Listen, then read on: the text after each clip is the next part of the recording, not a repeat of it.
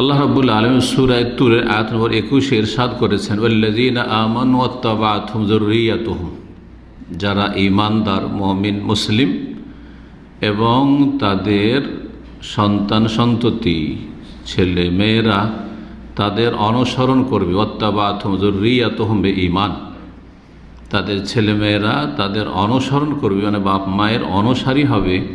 বেঈমানিন, ইমানের সাথে, মানে বাপ মা মুসলিম, তাদের ছেলেমেয়েরাও যদি মুসলিম থাকে। বাপ মায়েরা ইসলামকে টিকিয়ে রেখেছিল, ইসলাম ভঙ্গ করেনি। শিরক বড় কুফরির মাধ্যমে ইসলাম থেকে যেসব কারণে মানুষ বেরিয়ে যাবে, ইসলাম ভঙ্গ হয়, ওই সব কোনো কিছু তাদের মধ্যে ছিল না। তারা মুমিন মুসলিম ছিল, আর তাদের ছেলেমেয়েরাও তাদের অনুসারী ছিল ঈমানের ক্ষেত্রে, অর্থাৎ তারাও তাদের ইসলামকে টিকিয়ে রেখেছিল।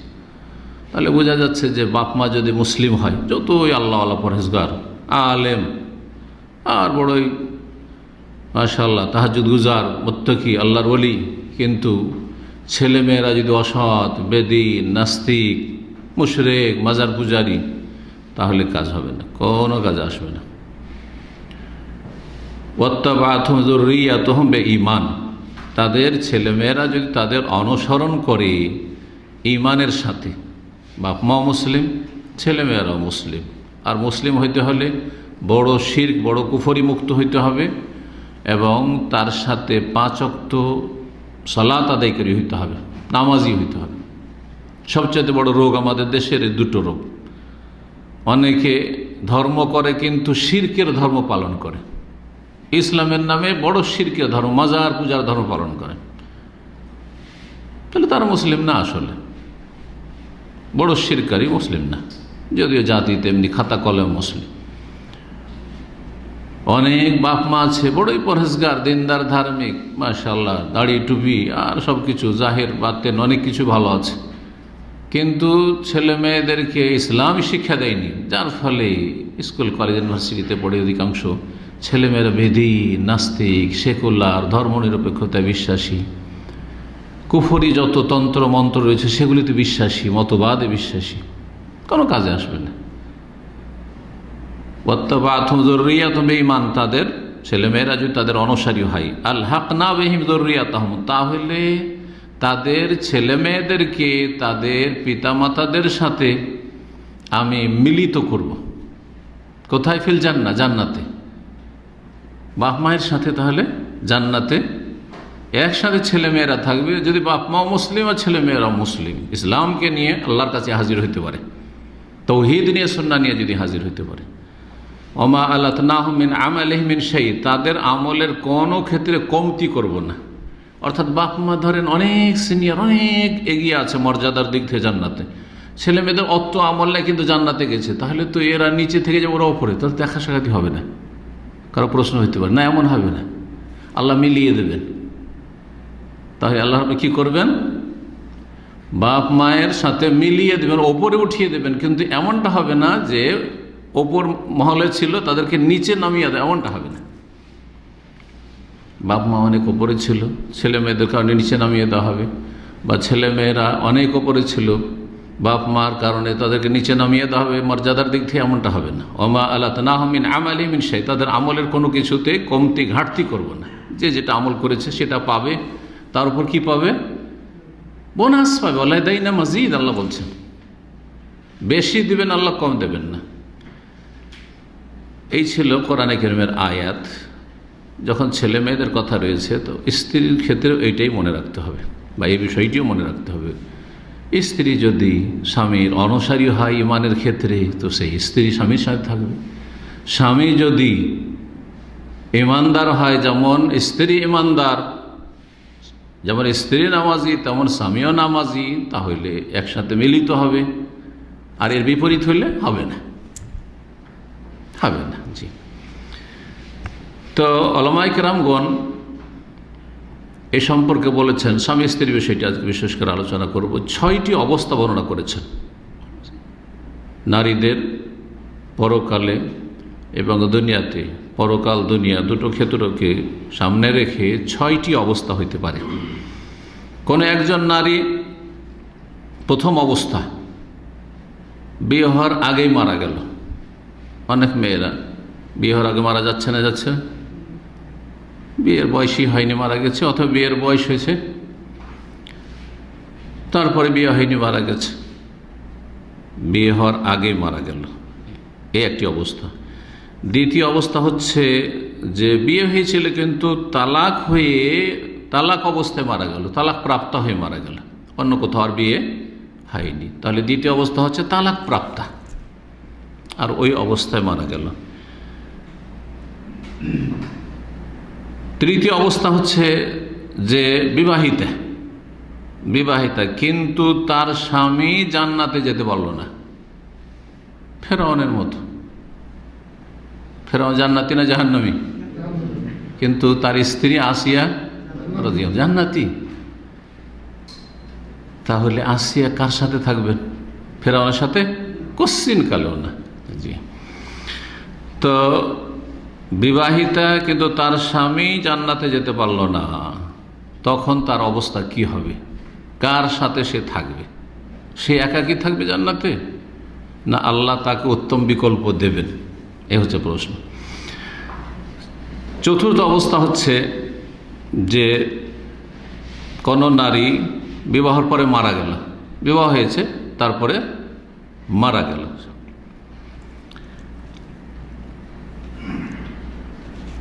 পঞ্চম অবস্থা হচ্ছে যে স্বামী মারা গেল, বিবাহ হয়েছিল কোনো মহিলা, তারপরে স্বামী মারা গেল, আর তারপরে সে বেঁচে থাকলো আজীবন, বিয়ে করলো না, যতদিন বেঁচে থাকলো আর বিয়ে শাদী করলো না। যেটা আমাদের সমাজে এইরকমটাই ঘটে থাকে সাধারণত। অধিকাংশ মহিলারা একটু বয়স গড়িয়ে গেলে, এমনকি অনেকের বয়স গড়ায়নি, ভালো বয়স আছে, যথেষ্ট বয়স আছে বিয়ে শাদীর, তারপরেও বিধবা হওয়ার পরে বিয়ে শাদী করতে চায় না, তারা করে না, অথবা তাদেরকে কেউ করে না। এই যে বিধবা হওয়ার পরে বিয়ে করে না দীর্ঘ সময় ধরে, অথচ যৌবনকাল আছে, ফিতনার আশঙ্কা আছে, বরং খুবই বেশি আশঙ্কা আছে, বরং ফিতনায় লিপ্ত হয়ে যাচ্ছে, শুধু আশঙ্কায় নয়, এরকম বহু রিপোর্ট পাওয়া যাচ্ছে। এটা ইসলাম সমর্থন করে না, এটা হিন্দুদের পাশাপাশি বসবাসের কারণে হয়েছে। বিধবা নারীকে খারাপ দৃষ্টিতে দেখা হয় মুসলিম সমাজে, এটি জাহেলিয়াত। তাদেরকে রাক্ষসনী বলা হয়। তুই তোর স্বামীকে খেয়েছিস, গাল দেয় না আমাদের দেশে? খারাপ এভাবে গাল দেয়। জি, আল্লাহ না করে কোনো বোনের যদি পরপর দুটো তিনটে স্বামী মারা যায় তো সবাই বলতে থাকে ইল্লা মাশা আল্লাহ, শতকরা 99টা মুসলিম নর নারী বলে থাকে এলাকার যে ওই মহিলা খারাপ, অলক্ষী, কুলক্ষণ। এটি শিরক, এই আকীদা। কোনো কিছুকে বা কোনো অবস্থাকে কাউকে অলক্ষী কুলক্ষণ মনে করা কি শিরক, আর তেয়ারা তো শিরকুন। জি,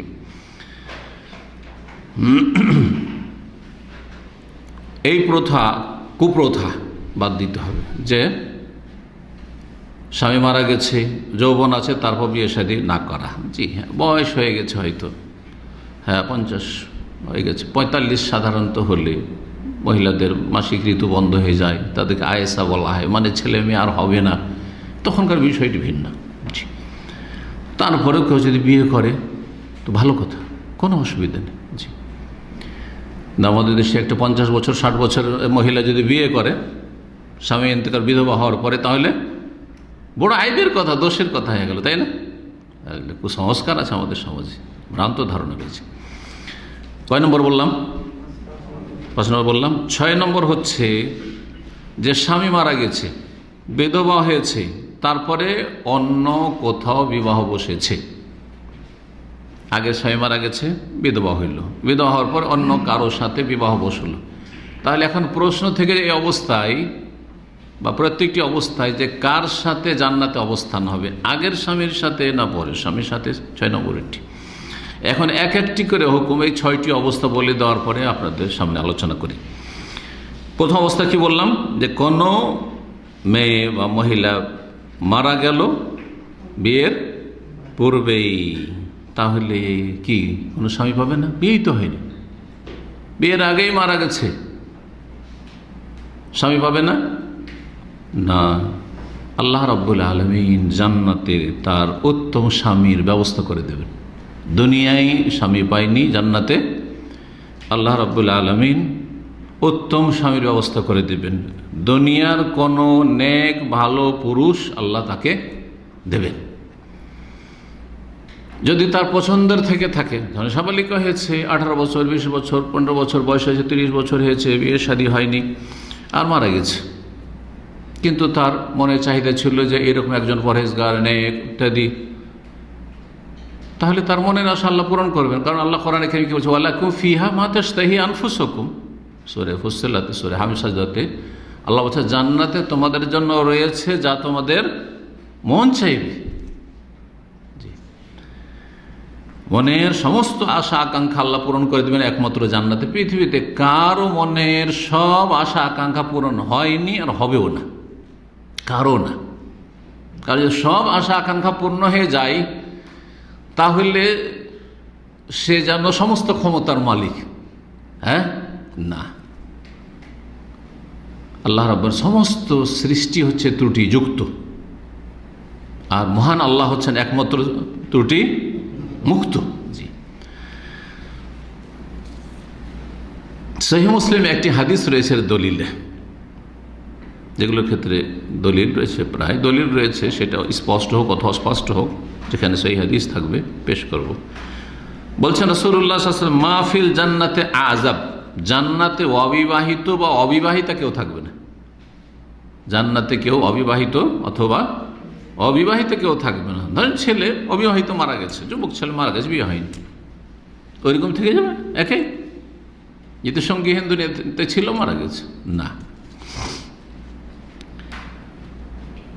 ইবনে উসাইমিন রাহমাতুল্লাহ আলাইহি বলছেন যে কোনো মহিলা যদি দুনিয়ায় বিবাহিতা না হয়, ফাইন্নাল্লাহ তাআলা ইউযাওয়িজুহা মা তাকাররু বিহা আইনুহা ফিল জান্নাহ, তার আল্লাহ বিয়ে শাদীর ব্যবস্থা করে দেবেন জান্নাতে, যাতে তার চক্ষু শীতল হবে।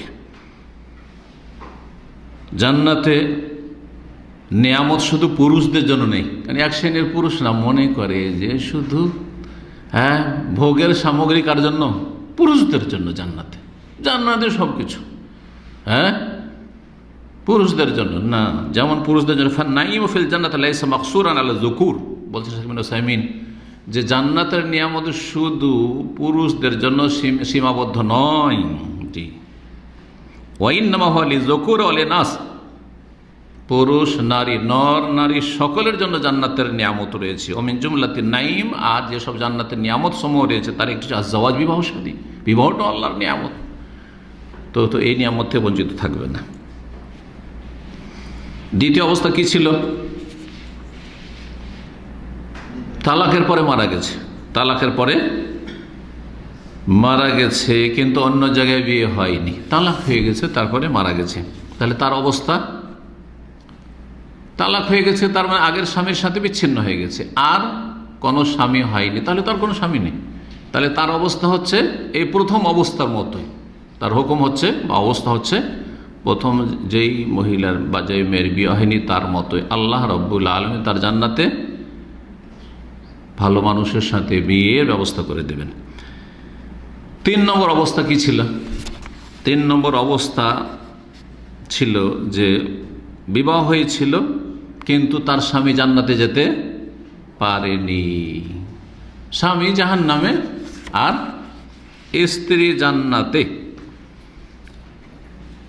ইবনে উসাইমিন রাহমাতুল্লাহ আলাইহি এই সম্পর্কে বলছেন, ফাল মারআ ইযা কানাত মিন আহলিল জান্নাহ, যদি মহিলা জান্নাতি হয়, ওয়ালাম তাতাযাওয়াজ আও কানা যাওজুহা লাইসা মিন আহলিল জান্নাহ, তার বিয়েই হয়নি অথবা তার স্বামী জান্নাতি হতে পারেনি, ফাইন্নাহা দাখালাতুল জান্নাহ, যখন জান্নাতে প্রবেশ করবে, ফাহুনাকা মিন আহলিল জান্নাতি মান লাম ইয়াতাযাওয়াজ মিনার রিজাল, সেখানে অনেক জান্নাতি হবে যাদের দুনিয়াতে বিয়ে হয়নি, দুনিয়াতে স্ত্রী ছিল না। ফায়াতাযাওয়াজু আহাদুহুম, তাদের একজন বিয়ে করবে বা তাদের একজনের সাথে আল্লাহ বিয়ে দেবেন, অথবা কোনো অন্য ভালো মানুষের সাথে আল্লাহ রাব্বুল আলামিন বিয়ে দেবেন। 4 নম্বর অবস্থা কি ছিল? যে মহিলা বিয়ের পরে ইন্তেকাল করেছে, 4 নম্বর অবস্থা ছিল যে যেই মহিলা বিয়ে করে বিয়ের পরে মারা গেছে, বিয়ের পরে মারা গেছে, তাহলে আর ওর সাথেই ছিল, তালাক হয়নি, আর স্বামী জান্নাতে, ফাহিয়া ফিল জান্নাতি লিজাওজা আল্লাযী মাতাত আনহু, সেই স্বামীর হবে যেই স্বামীর বন্ধনে থেকে মারা গেছে, সেই স্বামী যেহেতু জান্নাতি সেই স্বামীরই হবে। তাহলে এটা অধিকাংশ মানুষের ক্ষেত্রে, যে একজন মহিলা হয়তো আগে মারা গেল আর তার স্বামী পরে, তার স্বামী জান্নাতি, তাহলে কি হবে? সেই মহিলা তার স্বামীর সাথে থাকবে। 5 নম্বর অবস্থা কি ছিল? যে মহিলার স্বামী মারা গেছে, মাতা আনহা যাওজুহা, এবং তার বন্ধনে থেকে গেল, বিয়ে শাদী করলো না, মারা গেল, বিয়ে শাদী করলো না, মারা গেল, তাহলে কি হবে? কি বুঝলেন? হ্যাঁ, আগের মতই হবে। স্বামী মারা গেছে আর তারপরে সে বিয়ে করতে পারতো, কিন্তু বিয়ে করেনি, অধিকাংশ মহিলারা যেমন থাকে, তাহলে সেই স্বামী যেহেতু জান্নাতি, সেই স্বামীর সাথেই অবস্থান, ফাহিয়া যাওজাতুন ফিল জান্নাহ, জান্নাতে তার স্ত্রী হবে। কয় নম্বর এটা হলো? 5 নম্বর। 6 নম্বর কি? যেই মহিলা স্বামী মারা গেছে আর তারপর অন্য জায়গায় বিয়ে হয়েছে ওই মহিলার, এখন এইখানে প্রশ্ন, আর এই প্রশ্ন অনেকে করে যে একজন মহিলার 2 জায়গায় 3 জায়গায় 4 জায়গায় বিয়ে হয়েছে, সেই ক্ষেত্রে কার সাথে উঠবে? সবাই যদি জান্নাতি হয়, যতগুলি স্বামী ছিল সবাই জান্নাতি, তাহলে কার সাথে হবে? কি মত আপনাদের? প্রথমটার সাথে না শেষটার সাথে? হ্যাঁ, কেউ কেউ বলেছেন এটা কথা, যে ওই যে ওয়ালাকুম ফিহা মা তাশতাহি, তোমাদের যা মনে চাই, তো মহিলাকে অপশন দেওয়া হবে যে তোমার 5টা স্বামী ছিল, সুতরাং যেটা ইচ্ছা এটাকে বলছেন না। কিন্তু যখন একজন মহিলার বিয়ে হয়ে যায়, তখন আগের স্বামীগুলো তখন আর স্বামী থাকে না, খালাস ক্যান্সেল, রহিত। এবার বোঝা গেছে? তো যার বন্ধনে থেকে মারা গেছে সে সর্বশেষ স্বামী, সেটা হচ্ছে আসল স্বামী, কিন্তু এটা হচ্ছে, আর দলিল এটা সমর্থন করে। তাহলে মাসলা কি হলো? এমন মহিলা যে তার স্বামী মারা গেল, তারপর অন্য জায়গায় বিয়ে বসলো, তাহলে সর্বশেষ যে স্বামী হবে তার সাথে জান্নাতে হবে, মাহমা কাসরু, যতই সেই সব স্বামীদের সংখ্যা হোক না কেন, 50 জন 100 জন হোক। জি, দলিল আছে হাদিসে, নবী করিম সাল্লাল্লাহু আলাইহি ওয়াসাল্লামের হাদিস, আল মারআতু লি আখিরি আজওয়াজিহা, মহিলা তার সর্বশেষ স্বামীর ভাগে পড়বে, সর্বশেষ স্বামীর জন্য থাকবে জান্নাতে। আল্লামা আলবানী রাহিমাহুল্লাহ সিলসিলাতুল আহাদিসুস সহিহাতে নিয়ে এসেছেন 1281 নম্বর হাদিসটি সহিহ, এবং সহিহুল জামের 6691 নম্বর হাদিস।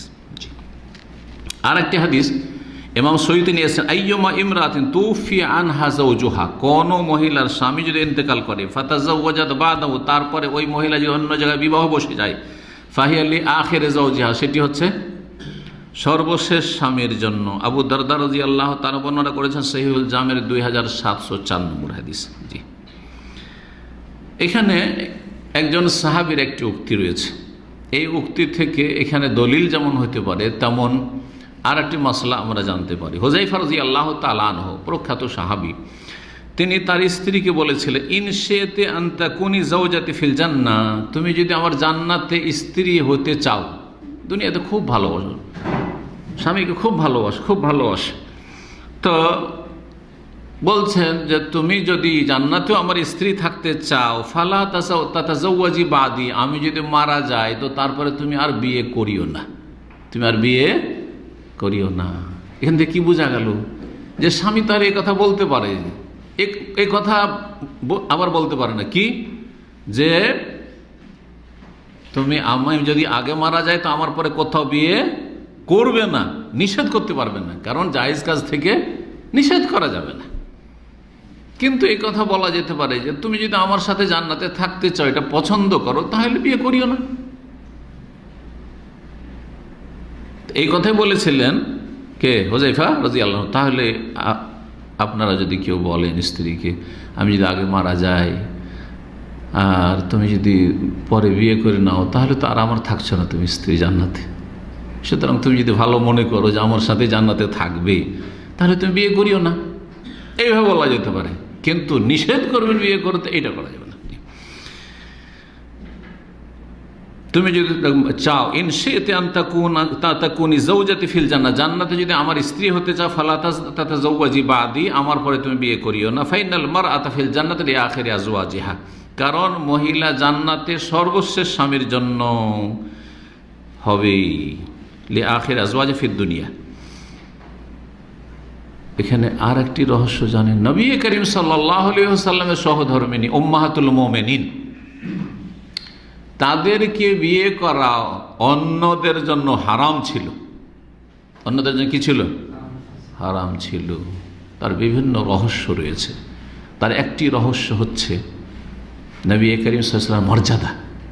নবী করিম সাল্লাল্লাহু আলাইহি ওয়াসাল্লামের মর্যাদা, তিনি সাধারণ মুসলিমের মতো নয় যে তার সহধর্মিণীকে, তার জীবন সঙ্গিনীকে অন্য কেউ বিবাহ করবে, তারপরে এটা বেয়াদবি। এটা বেয়াদবি নবী করিম সাল্লাল্লাহু আলাইহি ওয়াসাল্লামের ক্ষেত্রে, অন্যের ক্ষেত্রে নয়, কিন্তু নবী সাল্লাল্লাহু আলাইহি ওয়াসাল্লামের ক্ষেত্রে বেয়াদবি। এটা একটা জিনিস। আর একটা গুরুত্বপূর্ণ জিনিস, সেটা হচ্ছে অন্য কারোর জন্য যদি বিবাহ করা জায়েজ হইতো, তারপরে জান্নাতে গেল, যে বিয়ে করলো সে জান্নাতে গেল, তাহলে সর্বশেষ স্বামী যে তার ভাগে আসবে কিনা, এইটা যেন না হয়, এটা যেন। তো এই জন্য আল্লাহ রাব্বুল আলামিন কি করেছেন, নবী সাল্লাল্লাহু আলাইহি ওয়াসাল্লামের সহধর্মিণীদেরকে বিয়ে করা উম্মতের কোনো ব্যক্তির জন্য, কোনো সাহাবীর জন্য কি করেছেন, হারাম করেছিলেন। ওয়ালা আন তানকিহু আজওয়াজাহু মিন বাদিহি আবাদা, সূরা আহজাব আল্লাহ বলছেন, আর নবী সাল্লাল্লাহু আলাইহি ওয়াসাল্লামের ইন্তেকালের পরে তার সহধর্মিণীদের কাউকে তোমরা কখনো বিয়ে করতে পারবে না। তারা তোমাদের মায়ের মতো মর্যাদার দিক থেকে, হারাম হওয়ার দিক থেকে, সম্মানের দিক থেকে, কিন্তু শরীয়তের ফিকহি মাসাইলের ক্ষেত্রে নয়। মশলাটা ভালো করে বুঝে নেন। সম্মানের দিক থেকে মায়ের মতো তারা, ঠিক আছে। হারাম তাদেরকে বিয়ে করে এই দিক থেকে মায়ের মতো। মাকে যেমন চিরকালে বিয়ে করা হারাম, ঠিক তেমনি নবীর বিবিগণকে চিরকাল বিয়ে করা হারাম অন্যদের জন্য। কিন্তু ফিকহি মাসাইলের ক্ষেত্রে যেমন মাকে সাথে নিয়ে আপনি সফর করেন, নবী সাল্লাল্লাহু আলাইহি বিবিগণকে নিয়ে কোনো সাহাবীজন সফর করা যায় ছিল মাহারাম না হইলে? না, মাহারাম আর গায়ের মাহারাম ছিল, নন মাহারাম ছিল। তারপরে নন মাহারাম সফর করা যায় না নবী সাল্লাল্লাহু আলাইহি বিবিগণ অন্যদের সাথে। তারপরে আপনি আমি মায়ের সাথে নির্জনে কথা বলতে পারেন, একই রুমে ঘুমাতে পারেন, একই রুমে ঘুমাতে পারে, যদি একই বিছানায় নয়, সবালো খর পরে, কিন্তু একই রুমে ঘুমাতে পারেন, একই হোটেলে গিয়ে একই রুমে থাকছেন, জায়েজ না? জায়েজ নয়। মায়ের সাথে, আপন বোনের সাথে, মায়ের সাথে জায়েজ, কিন্তু নবী সাল্লাল্লাহু আলাইহি ওয়াসাল্লামের বিবিগণের সাথে নির্জনতা জায়েজ, খালওয়া জায়েজ নয়। এই জন্য বলেন যে ফিকহি মাসাইলে নয়। নবী সাল্লাল্লাহু আলাইহি ওয়াসাল্লামের বিবিগণ আমাদের মা, হারাম হওয়ার ক্ষেত্রে, হুরমতের ক্ষেত্রে, মানে মর্যাদা সম্মানের ক্ষেত্রে, ইহতিরামের ক্ষেত্রে, জি, কিন্তু শরীয়তের যে ফিকহি মাসাইল সেসব ক্ষেত্রে নয়। জি, এখানে আজকের আলোচনা শেষ করছি। আর তারপরে আমরা কিছু গুরুত্বপূর্ণ প্রশ্ন রয়েছে, সেগুলির উত্তর দেব। আল্লাহ রাব্বুল আলামিন যেন আমাদেরকে উপকারী ইলম দান করেন, ভালো আমলের তৌফিক দান করেন, এবং তাওহীদ সুন্নাহ ভিত্তিক আমাদেরকে জীবনযাপনের তৌফিক দান করেন, শিরক বিদআত মুক্ত থাকার তৌফিক দান করেন, এবং আমাদেরকে, আমাদের পরিবার পরিজন, আল্লাহ তাদেরকে নেক হায়াত দান করেন, এবং ভালো মানুষ যারা, তাদের জন্য আল্লাহ ভালো স্ত্রী যেন মিলিয়ে দেন, ভালো স্ত্রী যারা, ভালো নারী যারা, তাদের জন্য ভালো স্বামী যেন আল্লাহ মিলিয়ে দেন, এবং তাদের প্রত্যেকের চক্ষুকে আল্লাহ রাব্বুল আলামিন জান্নাতে যেন তাদের মাধ্যমে শীতল করেন। ওয়া সাল্লাল্লাহু আলা নবিয়িনা মুহাম্মদ ওয়া আলা আলিহি ওয়া সাহবিহি আজমাইন।